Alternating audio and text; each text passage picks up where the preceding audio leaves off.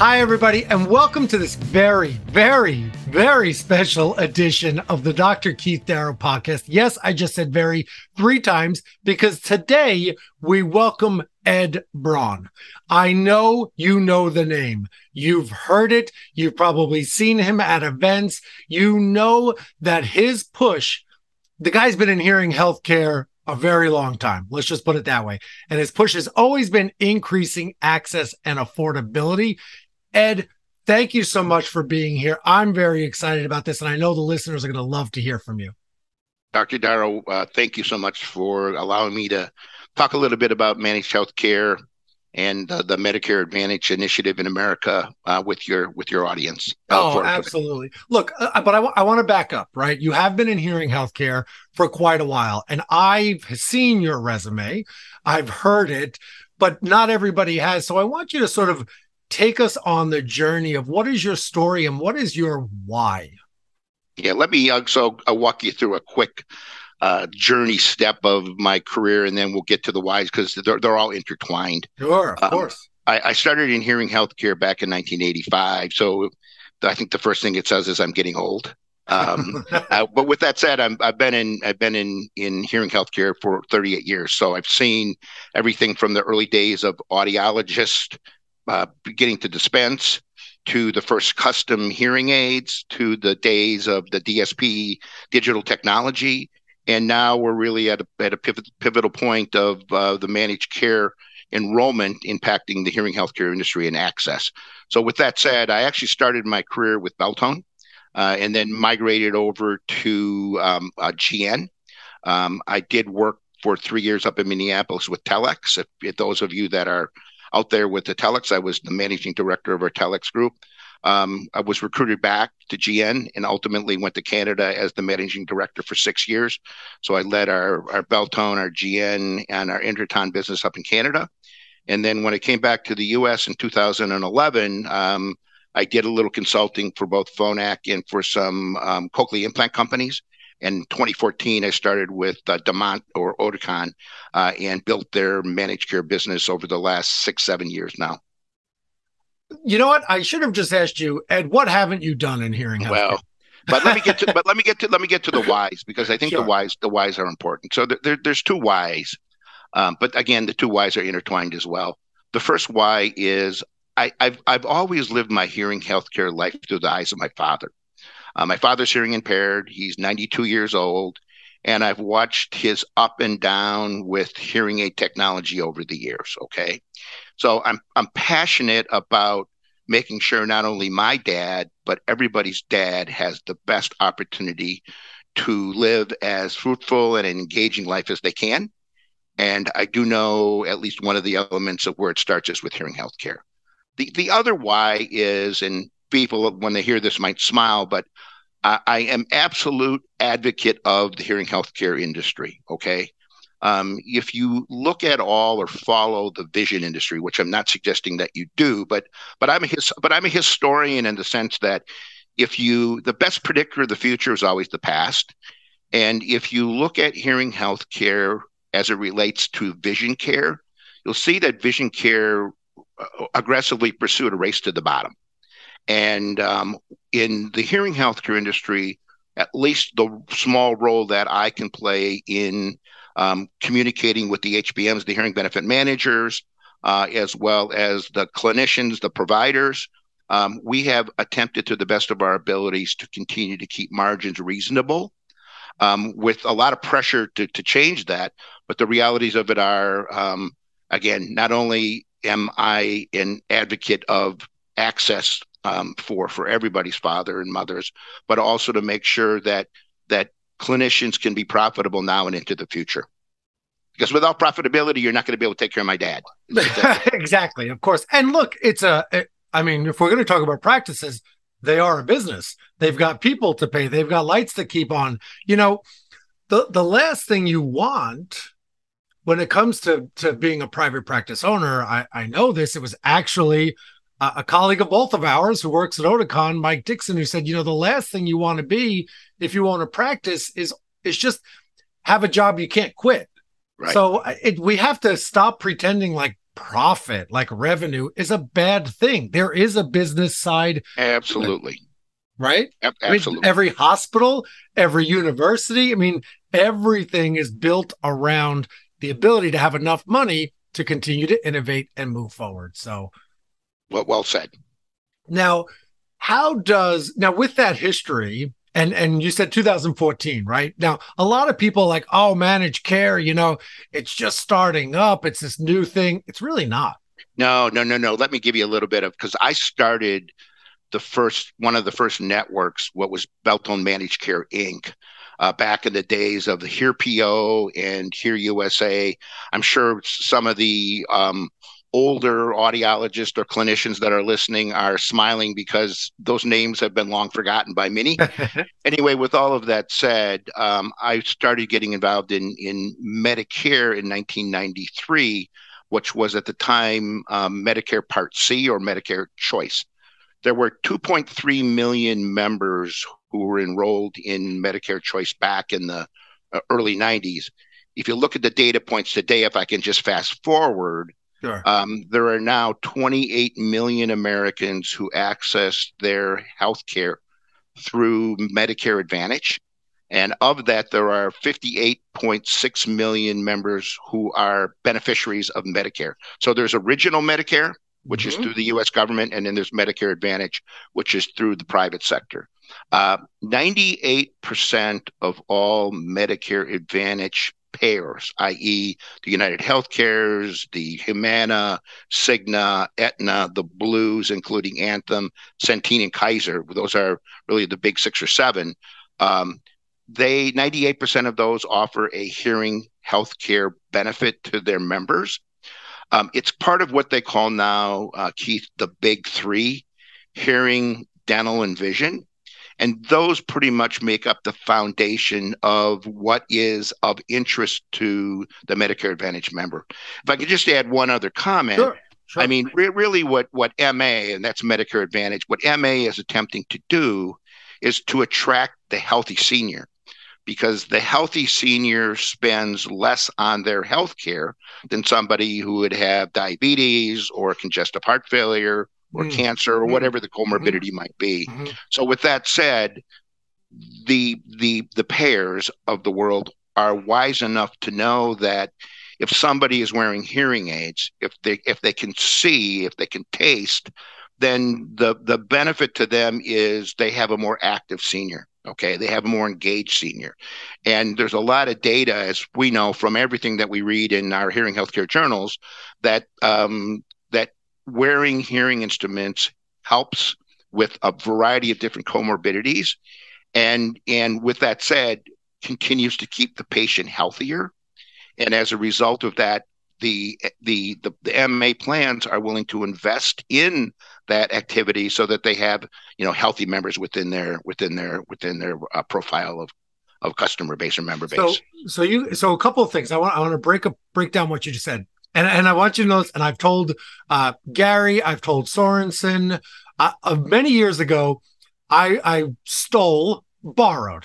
All right, I'll say I borrowed the phrase "hearing care is healthcare" because I truly believe in it. But you know what? And hey, you guys want to steal this one back? It's fine.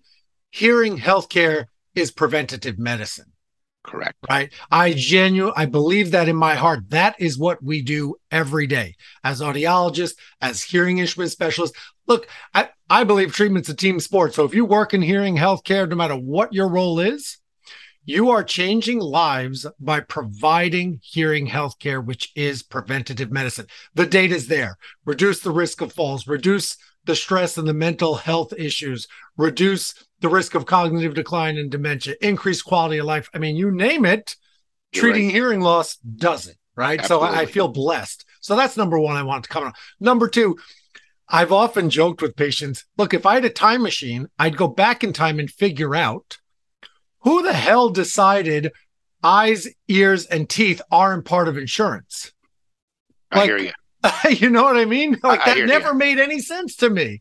No. Now, here's the big one that we got to dive deep on, because you just told me an astonishing fact. At least the way I interpreted it, 98% of Americans who have Medicare Advantage, which is a lot of people. Correct. 28, over 98% 28 of million. them, Right. 98% of them have some hearing healthcare benefit. Right. And it's a funded benefits. It's not like a discount off of the retail price. It is a funded benefit. I'll give you a good example. What does that mean? That means there is an actual allowance of dollars that the member has when they come into a clinician to apply against the purchase price of the hearing instruments. So $5,000 hearing aids, I get a $500 benefit. So now it's $4,500. Yeah, I'll give you a good example if I can give you a real life one. Please, so CVS Aetna actually has a benefit of $1,250 an ear. So that's $2,500. Perfect. So the entry level hearing instruments on the formulary are, interestingly enough, $1,250 each. So a member can get a very nice entry level hearing instrument for no out of pocket to the member. Okay. Now, with that, just guidance that I've tended to provide is, as a clinician, just because somebody has and let's just call it a $2,500 benefit, doesn't mean they're coming in for a $2,500 hearing instrument. It means they're coming in because they know they are struggling in certain situations with hearing. Right. So if you go through the evaluation, as you would with any typical patient that you have, and you determine, based upon their quality of life, that in our case, a More One is our premium product. A More One would be a better fit, or a premium product, if I can be more generic, would be a better fit, than recommend it to the patient, because that $2,500 will apply toward the purchase price. The patient is walking out of there. My dad is walking out of there with some of the best hearing instruments in America for about half price of what they would have to pay if somebody came with private pay. There's a yin and a yang to that. I get it. But my point being is, if we're committed to the well-being of the patient, then at the end of the day, let's make sure we give the patient the best options they have. The other thing that we tend to find, Keith, is we did a lot of work over the years with the UAW, the United Auto Workers, and too frequently when they're 65, and that typically is what it is, they come in and they just don't know what better hearing is. Okay, forget hearing aids for a second. They know they're struggling with hearing their wife. They, might have some difficulty in, a California pizza kitchen, because it's the example I always use, because it's terrible for hearing. And with all of that said, they know they're struggling, but if they're sitting down talking to their buddy in the backyard, it seems like, I'm not having a problem there, so it must be my wife. I mean, we've all been through this, so I don't want to get too deep into the whys. However, when they come in, and because they don't know what better hearing is, and they have the option of a minimal out of pocket to determine, will hearing aids help? So I'll give you the statistic. 74% of the UAW members who came in for the first time elected to no out of pocket. Okay, so they got, in essence, free hearing aids, because that's what the pension covers for the UAW members. However, it's a 3-year benefit, and when they come back into 3 years, of that 74% who wanted free hearing instruments, now 56% of them are buying up. So whether it's, a tier up, 2 tiers up, 3 tiers up, and there's not a clinician I know in America, when somebody comes in and says, what do you have better than what I'm currently wearing? They don't start at the premium products and kind of cascade down. And so with that said, sometimes it's the journey of the hearing impaired as they become more comfortable with hearing instruments and the value that they provide in their everyday life. When they come back, and don't forget, I mean, I use a statistic a lot. A typical male lives 20. The key for a male is to make it to 65. Okay, there's a lot of struggle to get to 65, but once you cross that 65-year-old threshold, a typical male lives via actuarial data 20.7 years. So they live to be 86 years old. If you start looking at the ability to fit a new patient every 3 years for between the ages of 65 and 86, you'll get 8 or 9 turns on hearing instruments over that period of time. So it's that commitment to the journey of the patient over time, to making sure that you as a clinician are meeting that person's need. You would have never found their way to your clinic if it wasn't via some type of network arrangement that you as a clinician had with either an HBM or a union or whatever it might be. So I think that's that's really interesting. So much there. I have a lot of clients that can relate to that.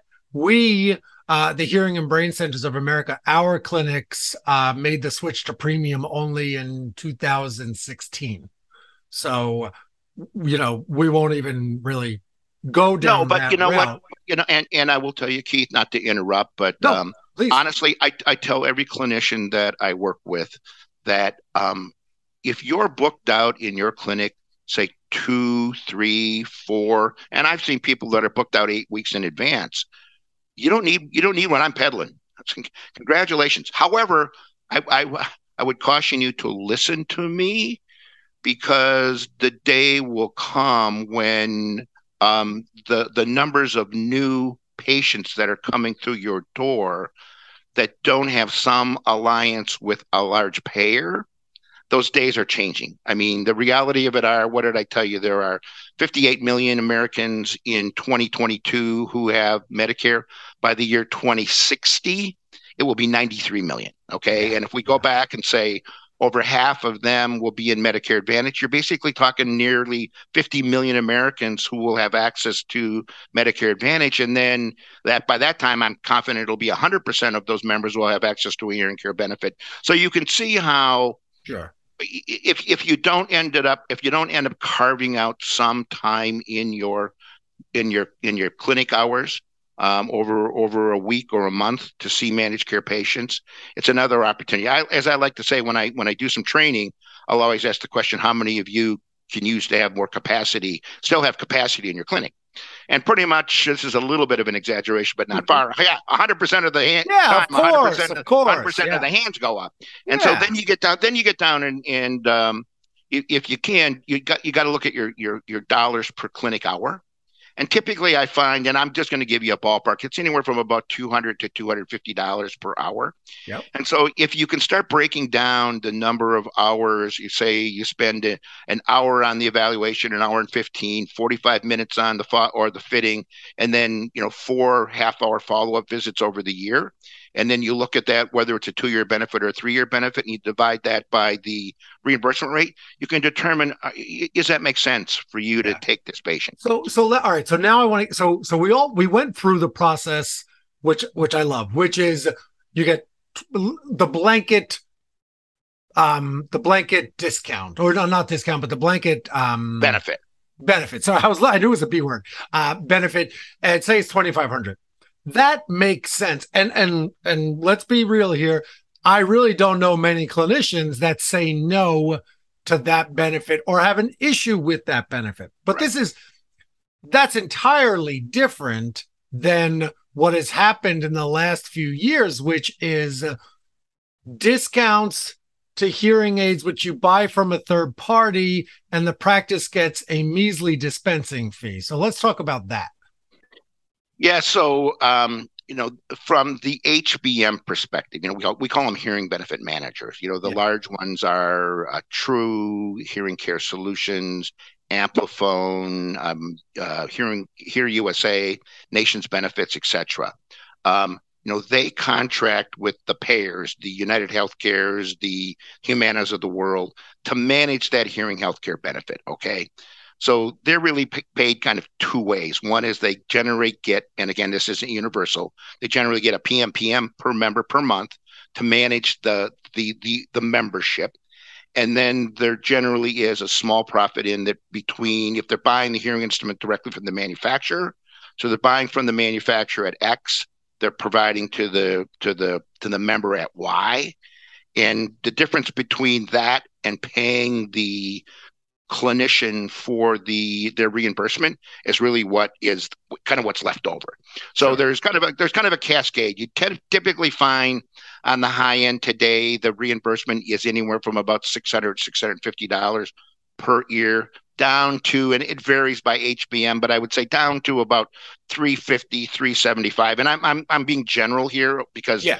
I don't manage the HBMs. I manage our portfolio of hearing instruments and plans with the HBMs.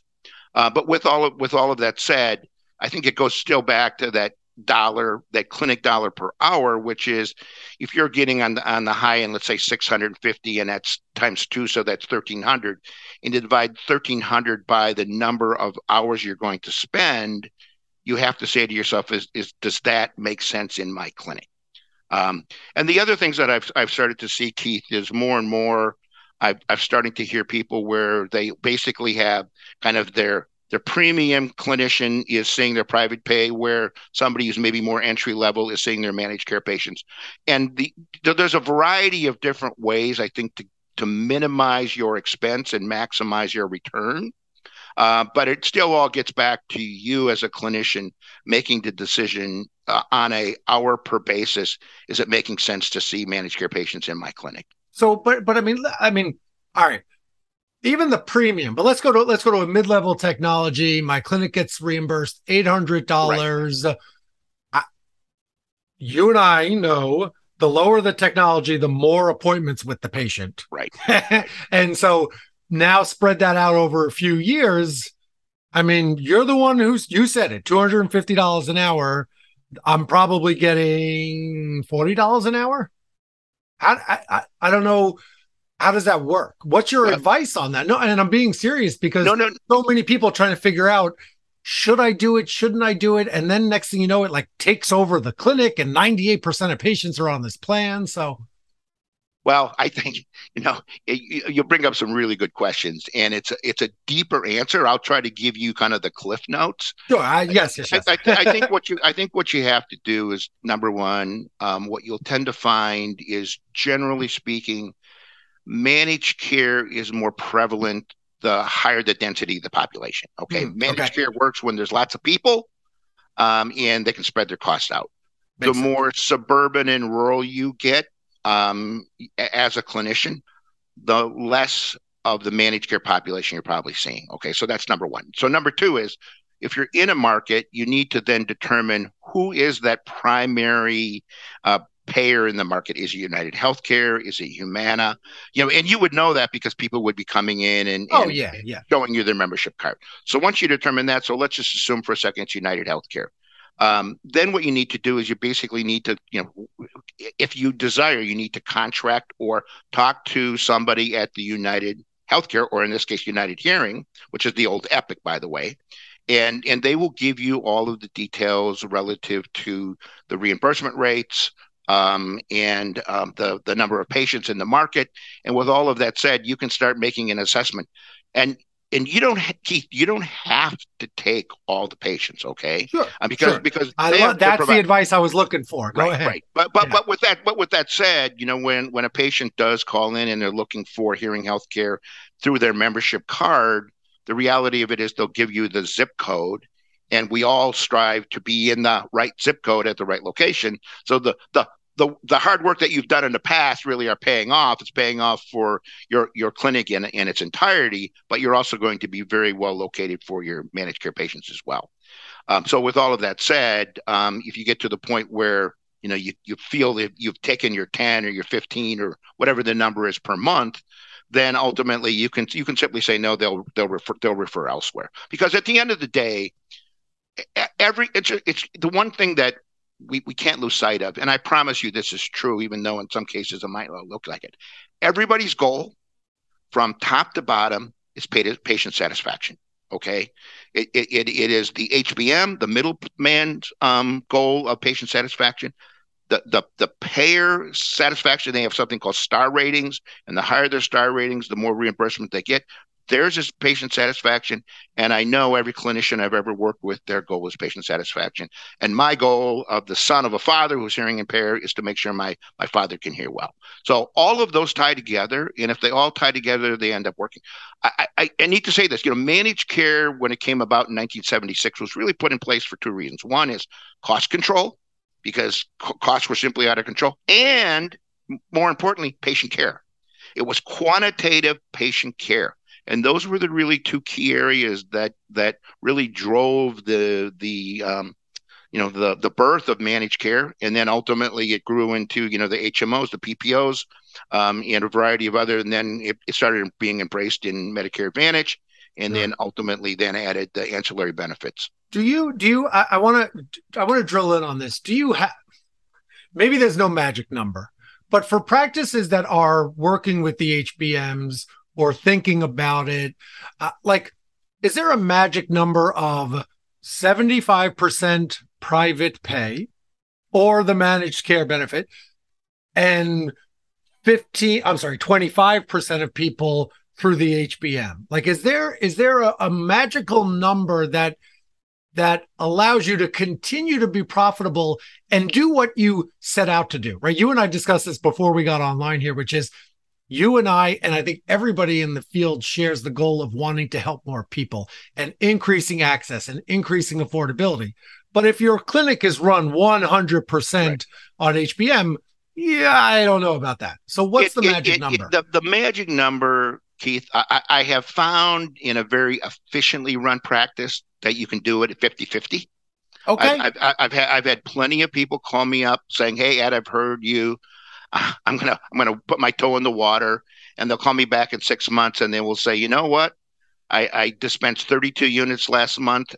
18 of them were from private pay, 16 were or 14 were from managed care. And you know what? I probably worked a little harder, but at the end of the day, guess what? I was still able to pay all my bills and put some money in my savings account."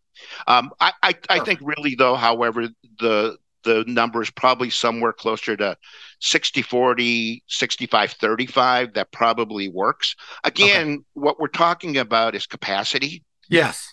And if it's really up to each clinician to basically look at their schedule and say, can I see more patients? Okay.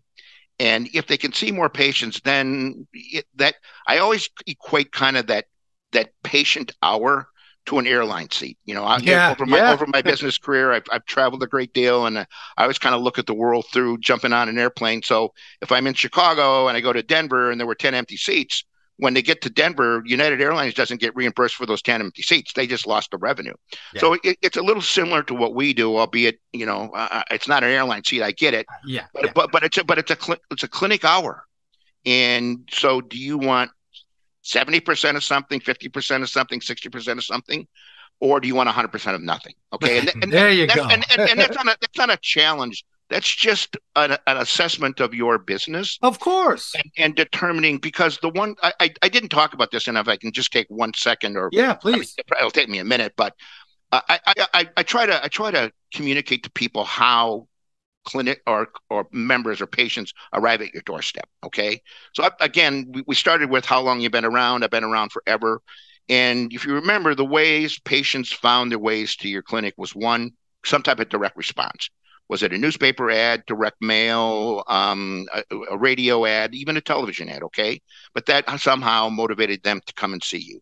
Two is it was either an ENT referral, or you had somebody who had a wonderful experience and you were having coffee and they said, "Hey, go see Dr. Darrow because he does a great job." Okay. That's what you want to hear. They'll get there.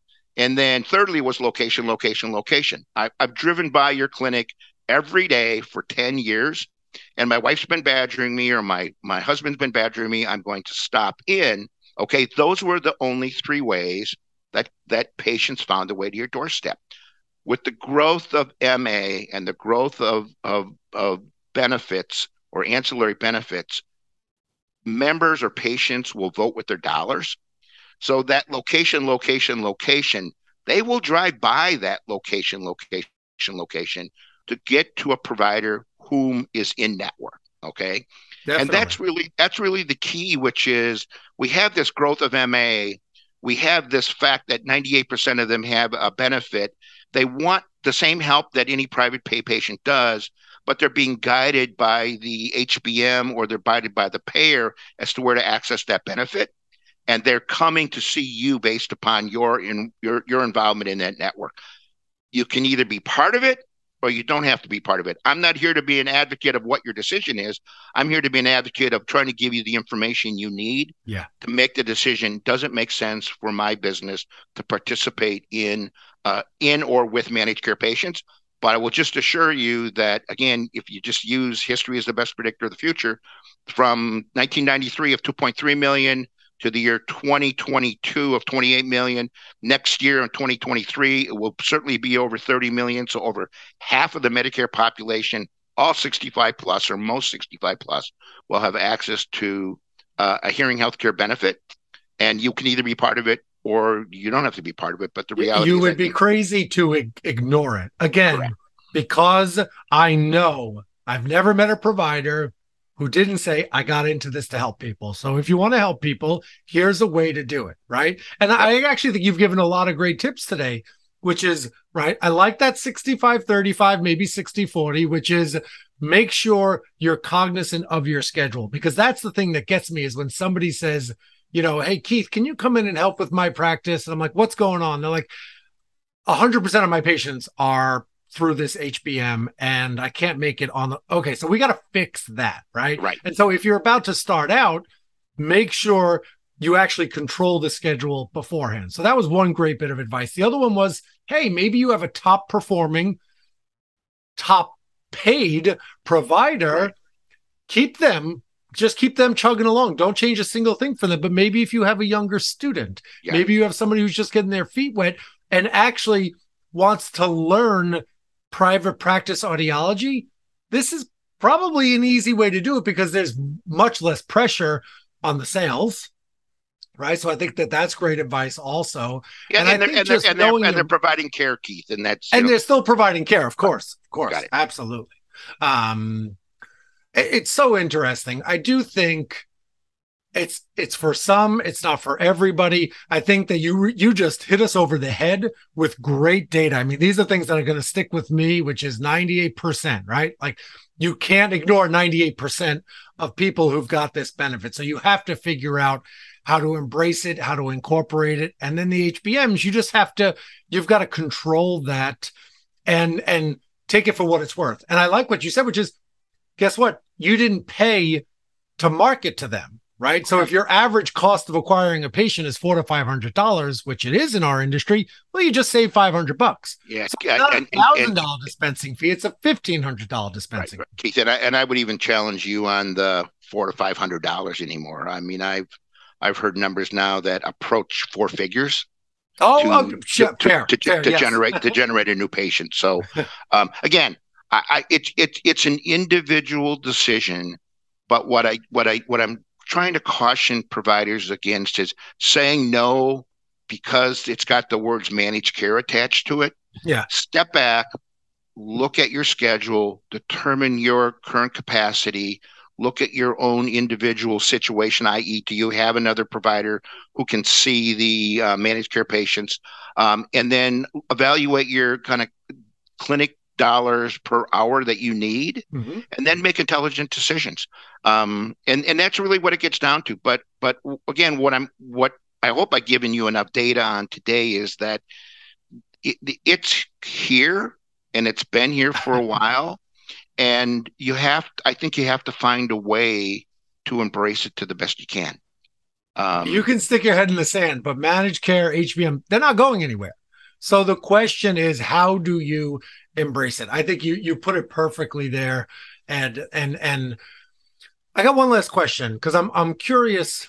So throughout this conversation, only because I would have never known that you work for Oticon via Demont. Tell me, how does, in a way, it almost doesn't make sense, right? Because I thought Oticon was supposed to make a great piece of technology, make a great widget so that how does this happen? How does it go from here we are, we got a bunch of engineers, we're creating new technology. Next thing you know, the whole thing explodes. And now you're doing marketing, you're working with HBM, managed care. How does that happen? Is that the right approach? Is that... Sure. I mean, you'd have to, slip behind the doors at, 580 Howard Avenue in Somerset to get the answer to that. However, but if you look at, our organization, I mean, we have strategic accounts, people working with like Fuel Medical, Audigence. We have people who basically manage the Medicaid business, which we really haven't touched on because Medicaid is a significant opportunity still in the U.S. Sure. Again, a whole different arena, but nonetheless, it's there. and then ultimately in managed care, again, I as I said before, my attempt is to be a steward on behalf of the industry. And I'm absolutely sure there's people out there kind of shaking their head, but I promise you every day I wake up, I want to be a steward of the balance of the HBM, the payer, the manufacturer, the provider, and my dad. Okay, and the patient.